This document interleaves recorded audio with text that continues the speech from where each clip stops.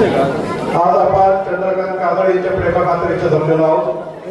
त्याच्या वाढदिवसाच्या निमित्ताने छोटे माऊली कदम यांचा कीर्तनाची सेवा झाली आणि त्यांनी ज्या स्पर्धा घेतल्या होत्या गणपतीच्या कालावधीमध्ये त्याचा बक्षीस वितरण पण आपल्याला केलं.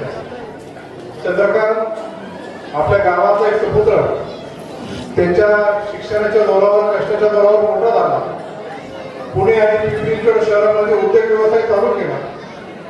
स्वतःच्या खिशात असं प्रपंच पैशाने मोठा झाल्यानंतर गावाच्या मातीला मात्र विसरला नाही आणि या परिसरामध्ये अत्यंत समाजकार्यामध्ये त्यांनी उल्लेखनीय पाऊल टाकलं. माझ्या भावासारखा तो आहे.